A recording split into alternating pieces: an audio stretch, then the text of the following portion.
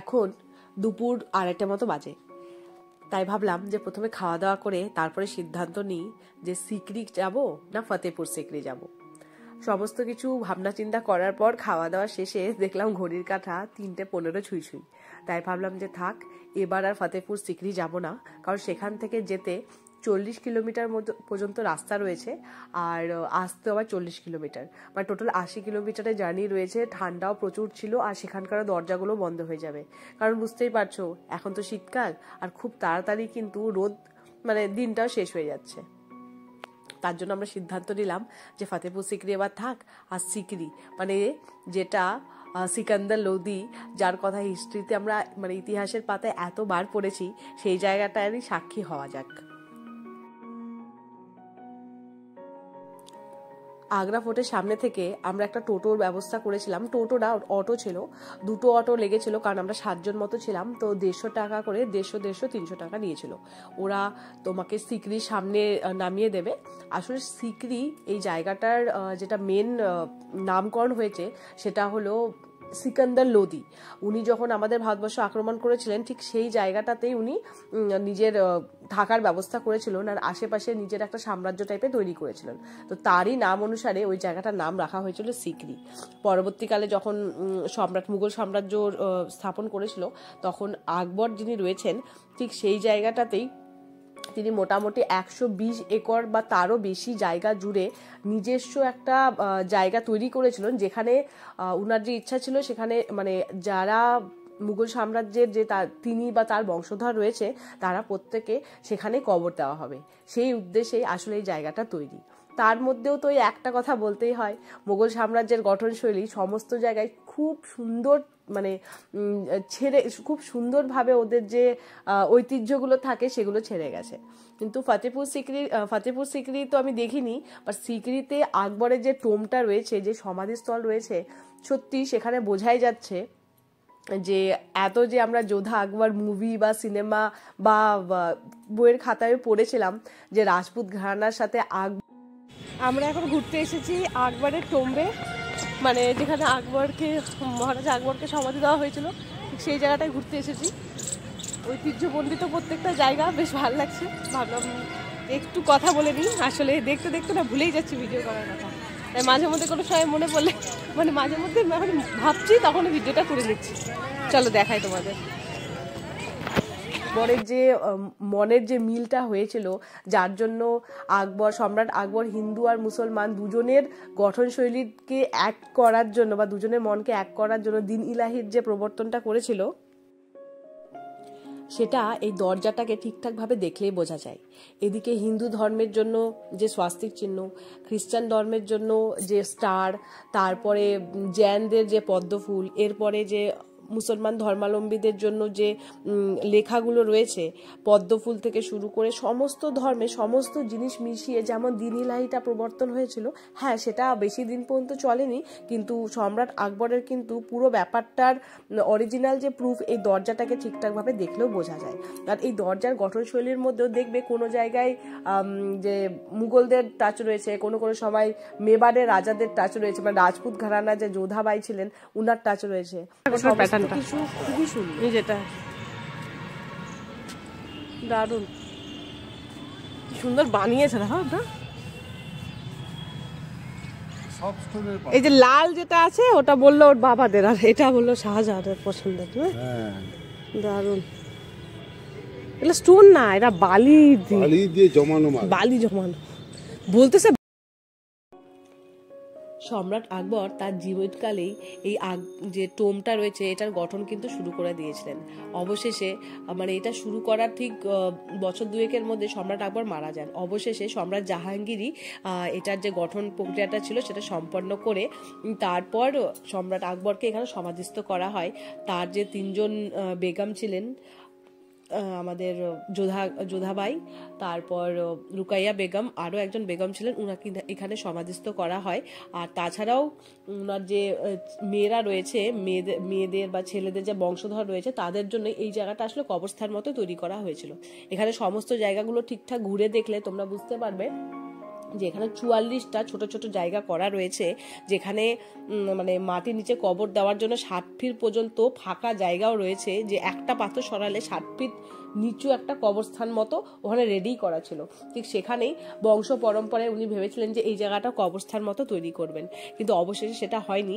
সম্রাট আকবরের সময়কাল পর্যন্ত এটা চলেছে, কিন্তু পরবর্তীকালে যে রাজা ঠিক সেখানে ছিল সেখানে নিজস্ব টোম্ব তৈরি করেছেন।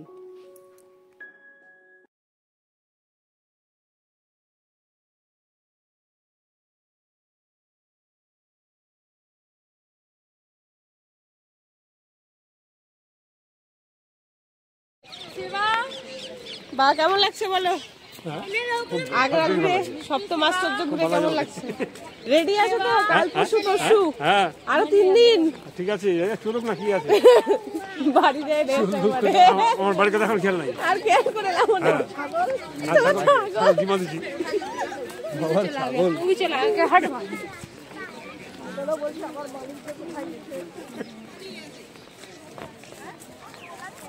কি ফটো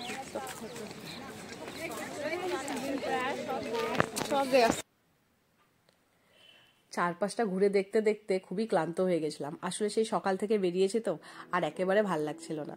তার জন্য ভাবছিলাম কি আর করি, আর তো আসা হবে না। আর আজকের দিনটা আগ্রাতে আমাদের লাস্ট, কালকে আবার চলে যাব মথুরা বৃন্দাবনের উদ্দেশ্যে। তাই ভাবছিলাম যে না, আর একটু এনার্জি নিয়ে নিই, বাড়ি গিয়ে ঘুমিয়েই পড়বো।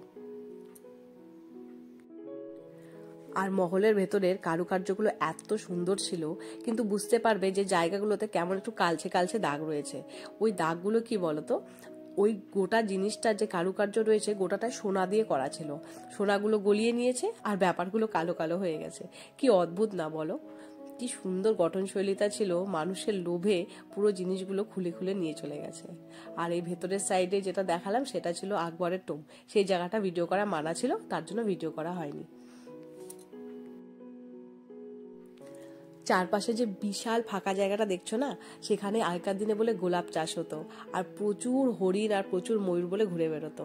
আর মাঝখানে মাঝখানে সুন্দর করে জল রাখার ব্যবস্থা করা রয়েছে, ওর মধ্যে বলে গোলাপ জল সবসময় রাখা হতো, যাতে চারপাশটা একেবারে ফ্রেশ থাকে।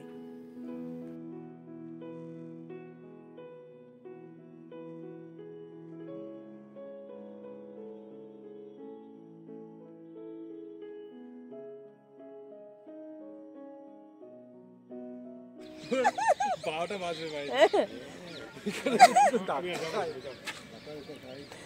দুটা জায়গা কম ঘুরে তাও ঠিক আছে, তাও চুপচাপ বসতাম। ওইখানটাতে ময়ূর গুলা ছিল না, ওদিকে ময়ূর। এইখানে আরেকটা সুইমিং পুলও আছে, এখানে সুইমিং পুল।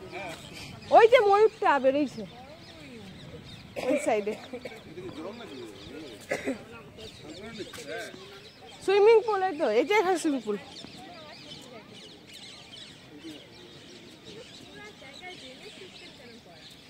তো বৃষ্টি পড়বে না, জল পড়বে না।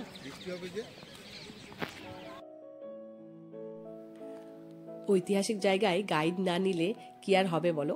যেই জায়গাগুলোর কথা আমি সুইমিং পুল বলছিলাম না, আসলে সেই জায়গাতে গোলাপ জলটা রাখা হতো, আর সেখানে বলে সমাধিস্থ যাদের করা হতো তাদের ওখানে পরিষ্কার পরিচ্ছন্নভাবে স্নান করানো হতো। যাই হোক, সেটা তো শোনা গল্প হলো। আর যে সামনে দরজা দেখালাম, ঠিক সেরকমই দরজা এদিকেও রয়েছে।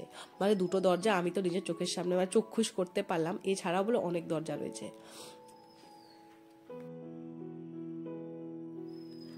মুঘলের কিছু কিছু জায়গায় গঠনশৈলীগুলো এত সুন্দর যে পুরো ব্যাপারটা আমার জয়পুরের কথা মনে করিয়ে দিচ্ছে। এই জায়গাটা দেখো, দেখে একেবারে জয়পুরের মতো মনে হবে। আর এই যে প্যাটার্নটা রয়েছে না, এর ঠিক নিচে নিচে জায়গা করা রয়েছে কবরের। তো এই যে কিছু কিছু দরজা, কিছু কিছু দেখবে লাল পাথর দিয়ে না ওখানে স্ট্রাকচার টাইপের করা আছে, ওগুলোর নিচে না ফাঁকা জায়গা রয়েছে। ওখানটা ওর জায়গাটা খুলে দিলেই বলে 7 ফিট মতো হাইটের একটা গর্ত রয়েছে, ওখানেই বলে কবরস্থ করা হতো সম্রাট আকবরের যে উত্তরাধিকারী ছিল ওনাদের। তো এই হলো ফাইনাল লুক। ফাইনালটা একটু দেখে নিলাম, মানে আমার হাজব্যান্ডই বলল যে দাঁড়া আর একবার ভিডিও করে আনি। খুবই সুন্দর লাগছিল, ওয়েদারটাও খুব ভালো ছিল, ঘুরেও খুব আরাম। কিন্তু তোমরা যদি ঘুরতে যাও, আমি তোমাদের সাজেস্ট করব হয় অক্টোবরের সাইডে নইলে ফেব্রুয়ারি সিকরি ঘোরা মোটামুটি ডিসেম্বরে যেও না গো। আমরা এখন 5:30 মতো বাজে, বাইরে বেরোতে গিয়ে দেখলাম ওখানে খুব কম করেও 10টা মতো ময়ূর এক জায়গায় ছিল। ভীষণ সুন্দর লাগছিল জানো, ক্যামেরাতে বেশ একটা বোঝা যাচ্ছে না কারণ অনেকটা দূরে ছিল তো, আর একটু অন্ধকারও হয়ে গেছিল, তার জন্য ফটোটা বেশ একটা ভালো আসেনি। এত সুন্দর লাগছিল, মানে এতগুলো ময়ূর কিন্তু আমি আজ পর্যন্ত একসাথে দেখিনি। জয়পুরে হয়তো দেখেছি কিন্তু সেভাবে মনে পড়ছে না, কিন্তু কোনো চিড়িয়াখানা বলো বা কোনো জায়গাতে এত সুন্দরভাবে আর এত ফ্রিলি যে ময়ূরগুলো ঘুরে বেড়াচ্ছে দেখে তো খুবই ভালো লাগছিল।